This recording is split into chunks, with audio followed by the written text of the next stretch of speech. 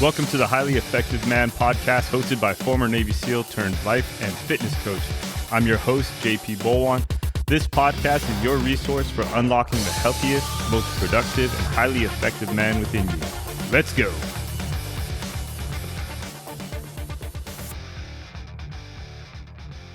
What's up, guys? Today we're going to talk about how to build an unshakable family and 3 principles that every highly effective man must live by so that you can lead your family with intention, unity, and resilience, even in life's most chaotic moments.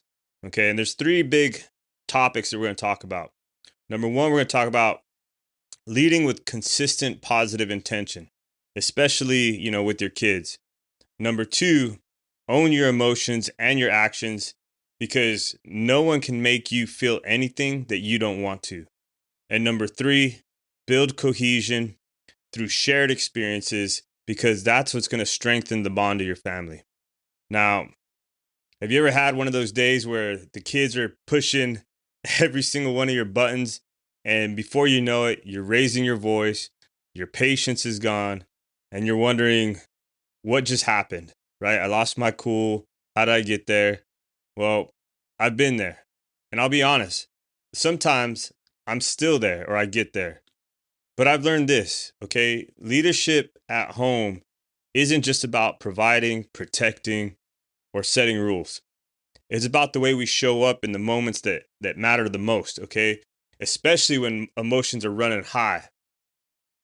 Now, when I left the SEAL teams and stepped into family life, I thought, in my mind, leadership is about making big calls. It's about setting the example. But what I've learned is that leadership at home, it's measured in like all those like small moments, right? How do you speak when you're frustrated? Okay. How do you handle, conflict with your wife and your kids? And how do you spend your time intentionally together? Because these same principles are what made me effective in the teams, and it's clarity, ownership, and unity. Okay. Those are the ones where you build trust and love. Okay. And the same goes for at home. Now, you can be in peak shape, you could be crushing it at work, but if your family is distant, tense, or disconnected, you're not truly winning, right? And you know that you take that with you to work and you can't be the most effective version of yourself, right? Healthy families are built, and as men, it's our job to lead that build, okay?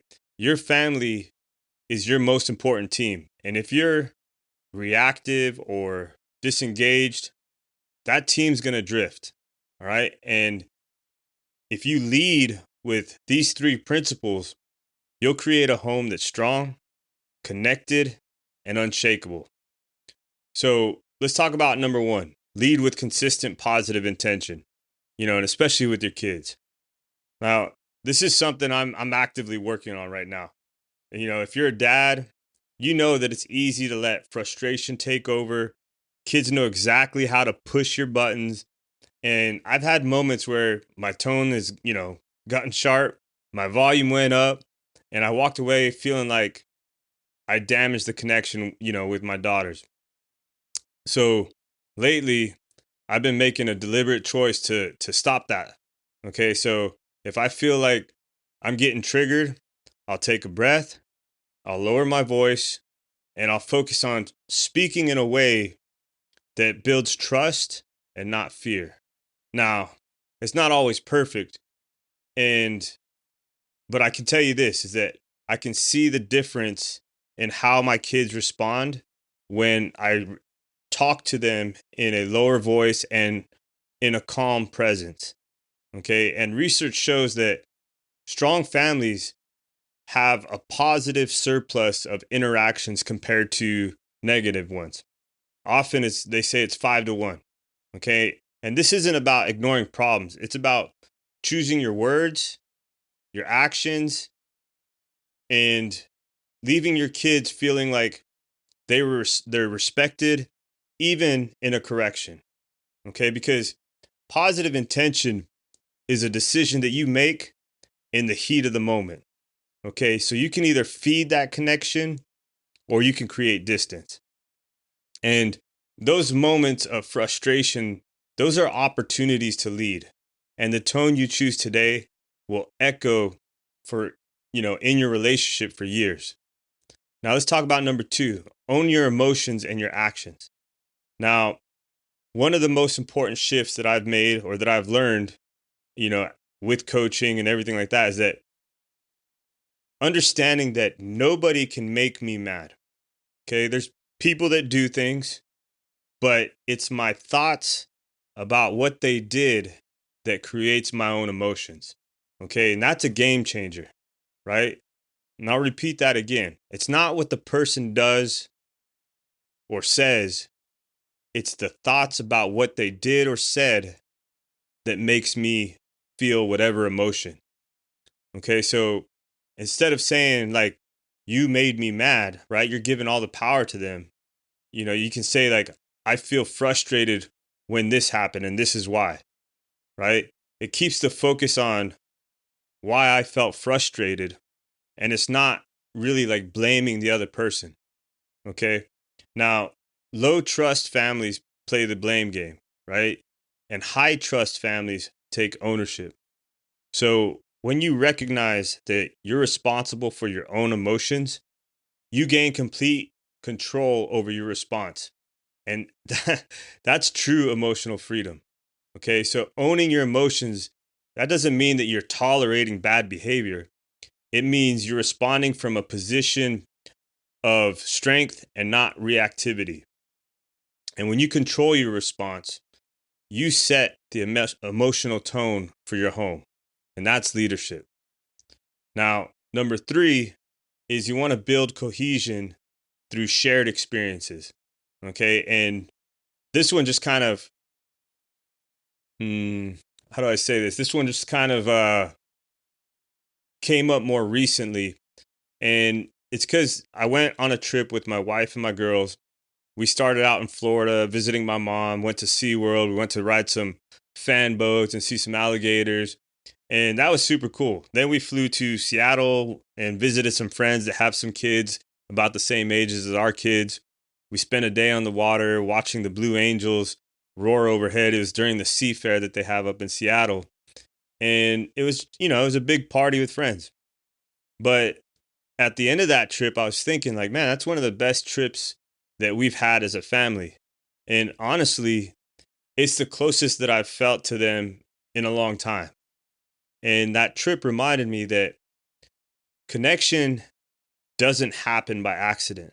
Okay. You have to actually create space for it. Okay. And cohesion is built through intentional time together, the shared experiences, the jokes, the remember when, moments. And that's the glue that holds the family together. If you do not prioritize those moments, life's going to fill your calendar for you and you're going to be missing out on it. So you have to make shared experiences a non-negotiable, because those will be the stories your family tells for the rest of their lives. Okay. And, you know, inside the highly effective man community, we're not just talking about building bodies and sharpening our minds.